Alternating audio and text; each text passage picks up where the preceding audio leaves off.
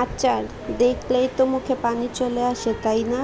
আর যাদের মুখে রুচি নেই তাদের জন্য তো এই আচারটা একেবারেই বেস্ট। তো কিভাবে আমি এই আচারটা বানালাম চলুন শুরু করি। আসসালামু আলাইকুম, কেমন আছেন সবাই? তো এখন যেহেতু জলপাইয়ের সিজন, তো কম বেশি সবাই জলপাইয়ের আচার বানায়। আর এই আচারটা তো আমার অনেক পছন্দ, আমার হাজব্যান্ডেরও পছন্দ। তো এই কারণে আমার খালাকে বললাম যে খালা আমার ওই যে ডুবো তেলের আচারটা একটু বানায় দেন। তো তার জন্য আমার খালা এখানে 1.5 কেজির মতো জলপাই নিয়ে আসছে। তো জলপাইগুলো অনেক বড় বড় ছিল, কিন্তু একটু দাগ, তো ওইগুলাতে কোনো সমস্যা নাকি নাই।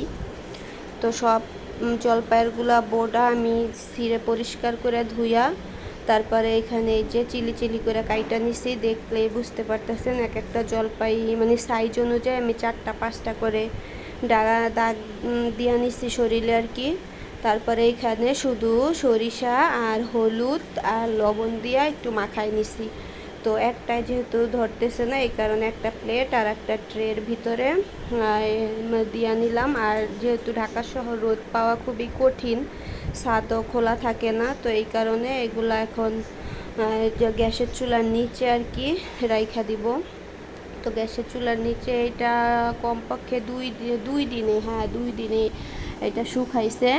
তারপরে এই যে এখানে পেঁয়াজ আর রসুন, পেঁয়াজ না সরি তেলটা আর কি, গরম তেলের ভিতরে রসুনটা আর কি থেতো কইরা তারপরে দিয়া দিল।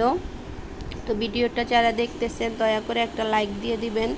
কি কারণে যে আপনারা লাইক দেন না জানি না, মনে থাকে না নাকি ইচ্ছা করে দেন না। তো দয়া করে একটা লাইক দিয়ে দিবেন, আর যদি ভালো লাগে তাহলে কমেন্ট করে জানাতে পারেন।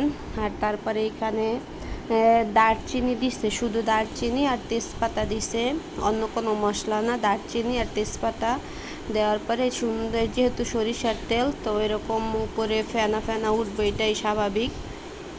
তো এইগুলার ভিতরে এখন এই যে 2 দিন ধরে শুকানো আচার জলপাইটা আর কি ওইগুলা একটা দিয়ে দিতেছে।